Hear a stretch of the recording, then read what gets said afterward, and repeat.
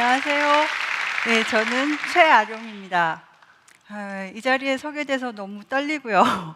바깥에서 기다리느라고 제가 물을 마시고 화장실을 한 5번 다녀왔습니다.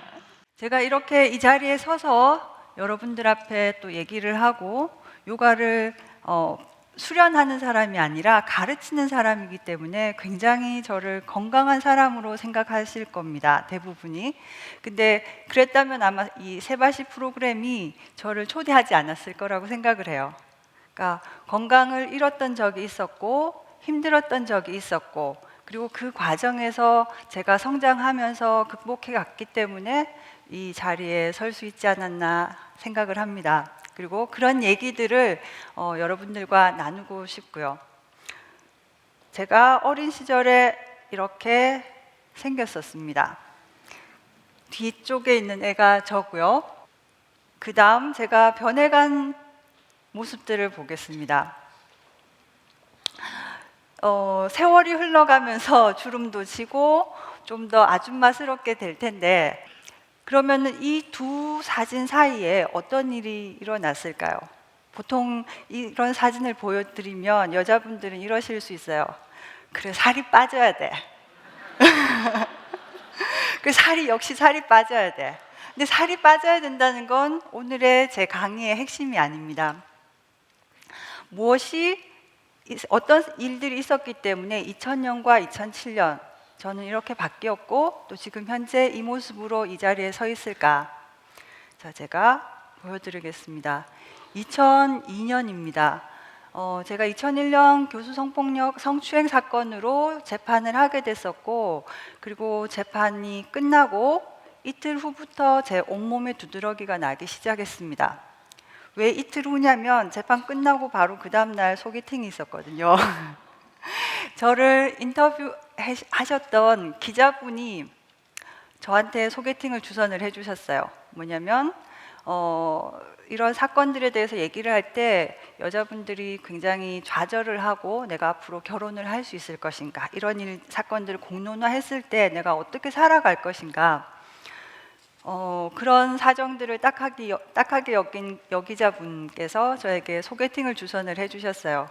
근데 물론 애프터는 안 들어왔습니다. 그리고 그 소개팅이 끝나고 그 다음 날부터 아프기 시작했어요. 온몸에 두드러기가 났었고, 그리고 저는 이 상태가 되면서 정말 머리 끝에서부터 발끝까지, 발바닥까지, 그리고 이 천장까지 두드러기가 나더라고요. 제가 친구한테 굉장히 미안한 친구가 있는데 발바닥에 난 두드러기 때문에 결혼식을 못 갔어요. 그래서 굉장히 미안한 마음이 있고 이해해 주기를 바랍니다. 저는 이 두드러기를 이름 붙이기를 화라고 이름 붙였어요. 내가 아무리 힘들어도, 내가 아무리 잠 못 들고 불면증이 생기고 그리고 소화불량이 생기고 하더라도 사람들은 겉으로 보기 멀쩡하면은 그냥 저 사람 괜찮아, 아무 일 없어, 이렇게 넘어갑니다. 아마 어쩌면 그게 제가 너무너무 억울했던 것 같아요. 나는 이렇게 힘든데 왜 사람들은 나를 몰라주지? 그리고 제가 이렇게 아프면서 알게 된 게 몸과 마음은 하나다라는 거였어요. 내 마음이 아프면 몸이 아프고요.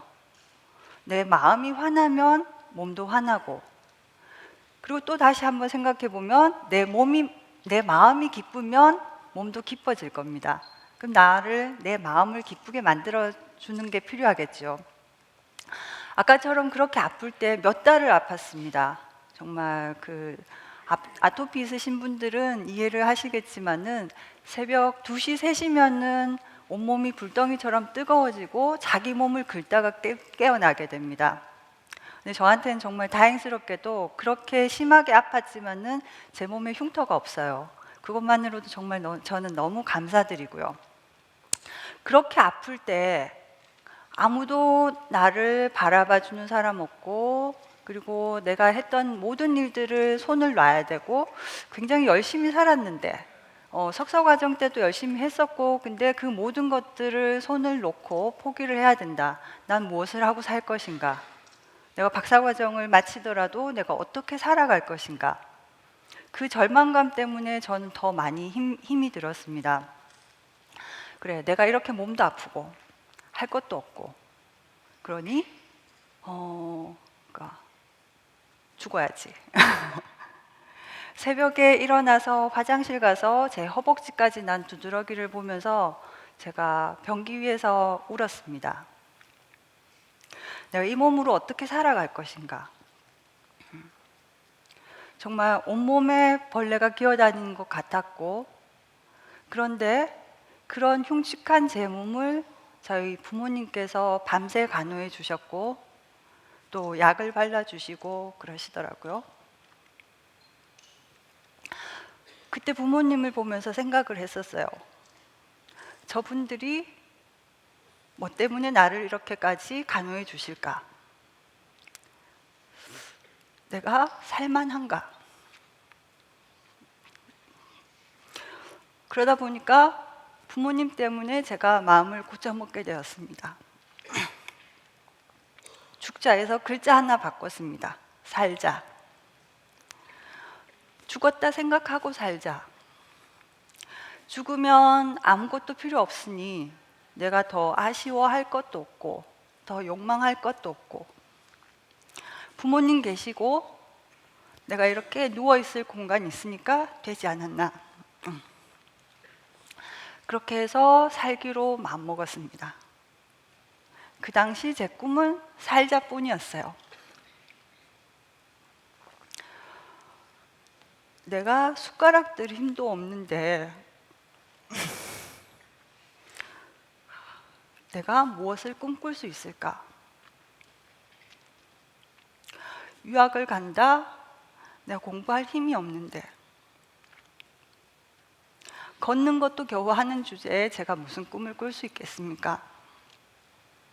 그냥 그때 당시는 살자뿐이었습니다. 그리고 또 제가 할 수 있는 거라곤 숨 쉬는 것밖에 할 수 없었어요. 누워서 숨 쉬고 숨 들이마시고 숨 내쉬고 그래서 조금 힘이 생기면 앉아서 숨 마시고 숨 내쉬고 기력이 조금 회복되니까 제가 산책을 할 수 있었습니다. 산책하면서 산에 가서 숨 마시고 숨 내쉬고 근데 그렇게 되니까 지금은 저만큼 그렇게 아픈 분들한테 그 방법을 알려줄 수 있겠더라고요. 그리고 조금 더 기력을 회복했습니다. 그리고 같이 요가 하시는 분들과 함께 철야 명상에도 참가했어요. 그렇다고 밤새도록 철야 명상을 하는 게 아니라 하다가 잠이 들고 또 일어나서 명상을 하고 근데 그때도 한 새벽 2시, 3시쯤 됐던 것 같습니다. 제 손이 갑자기 움직이기 시작했어요.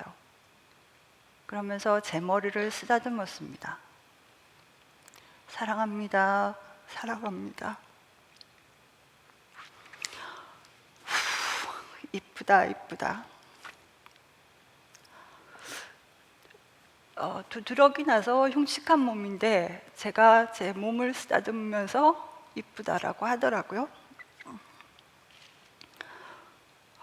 그리고 또 제가 두 손을 모으고 하느님 감사합니다 라고 얘기를 했어요. 그때 왜 하나님이 튀어나왔는지 모르겠습니다. 왜냐하면 제가 사건 나고 냉담 상태였거든요. 근데 느닷없이 그 말이 나왔어요. 그 이후에 제가 알게 된 게 내 이웃을 내 몸같이 사랑하라는 말. 내 이웃을 돌보는 게 의무가 아니라 봉사가 아니라 그 사람들은 그냥 내 몸이기 때문에 같이 사랑하는 거다. 그리고 바로 너와 나는 둘이 아니다라는 걸 알게 됐습니다. 아파서 호흡을 하고 누워서 할 수 있는 게 호흡뿐이었다고 했죠. 근데 정말 많은 생각들이 떠오르더라고요. 제가 요즘 얼마 되지 않았지만 세브란스 병원에서 호스피스 봉사활동도 하는데, 그러니까 환자분들도 보면 여러 가지 생각들을 많이 하시게 됩니다. 정말 돌아간 예전 시간들 떠올리게 되죠. 숨 한 번 들이마시면서 화났던 일. 나 그래, 맞아. 그때 화났지. 숨 한 번 내쉬면서 그래, 잊자. 또 숨 들이마시면 내가 정말 샘났던 일, 질투했던 일. 걔가 그렇게 얘기할 때 나 너무 부러웠어. 걔 그 옷 입을 때 너무 부러웠어. 걔 그 일 해낼 때 너무 부러웠어. 숨 한 번 내쉬면서 그래, 그건 잊자. 자, 과거를 떠올릴 수는 있습니다. 근데 과거를 붙잡을 수는 없어요. 이미 지나간 거 떠나보내시고요. 붙들지 마시고요. 잊어버리고 새롭게 시작하면 됩니다. 그렇게 누워서 생각할 때 정말 제 유치한 기억도 떠오르더라고요. 장롱 속에 꼭꼭 숨겨둔 제 비키니 수영복이 떠올랐습니다. 그래서 제가 결혼을 하고 저희 남편이 독일인인데 남편에게 제 수영복을 보여주면서 얘기를 했어요. 남편 제가 입고 보여준 게 아니라 방바닥에 내려놓고 보여줬습니다. 왜 입지도 않을 걸 사서 가지고 있느냐? 이것은 my secret desire 이라고 얘기를 했어요. 왜 비키니 수영복 한 장이 두 벌입니다. 흰색, 까만색. 그러면 왜 그게 숨겨진 욕망이 되느냐? 제 옛날 모습들을 다시 보시면은 이해가 되실 겁니다. 제 대학 3학년 때 모습입니다. 예. 이때 저는 늘 아줌마 소리를 듣고요. 간혹가다 실수로 누가 아가씨라고 얘기를 해주시더라고요. 이 사진을 찍어준 제 절친이 출산하고 난 다음에 저에게 얘기를 했어요. 출산하고 나서 이제 회사로 복귀를 해야 됩니다. 그런데 아룡아, 내가 임신 때 입던 옷인데 이제 커서 못 입거든. 내가 너 줄까? 자, 이것도 저의 대학교 시절 모습이었습니다. 항상 옷으로 몸을 가리고 살았었어요. 시골에서 상경하기 직전의 모습입니다. 제가 제 실제 모습입니다. 아무리 제가 저 고3 때 74kg였어요. 74kg까지 나갔어요 해도 안 믿어요. 요가 하시는 분들이 와서 선생님은 살이 빠지셨잖아요. 지금은 이러면서 믿질 않더라고요. 그래서 제가 이 사진을 공개를 하게 됩니다. 정말 공식적인 기록은 없지만 제가 74kg로 기억을 하고 있습니다. 왜 나는 이렇게 바뀌었을까? 맨 처음에 제가 제 사진 보여드렸죠. 어릴 때 사진. 그 아이가 어떻게 해서 이렇게까지 변했을까? 어쩌면 그게 또 제가 여기 와서 얘기하고 싶었던 이유기도 합니다. 한국의 청소년들 대학 입시 위해서 공부하는 것 빼고 할 수 있는 일이 많이 없어요. 저도 그랬었고, 서울에 산다 하더라도 아이들이 학교, 집, 학원 가는 거 외에 갈 곳이 없을 거예요. 저는 시골에서 자라서 집에서 나오면 학교, 그 다음 성당, 그리고 만화방, 그리고 떡볶이하고 쫄면이 맛있었던 분식점, 그렇게밖에 갈 곳이 없었어요.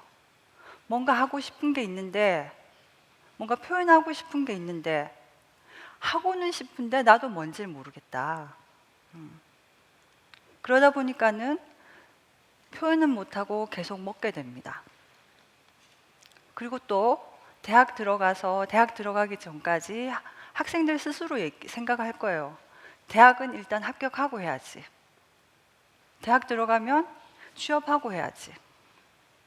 취업하고 나면 결혼이나 해야지. 결혼은 하고 해야지.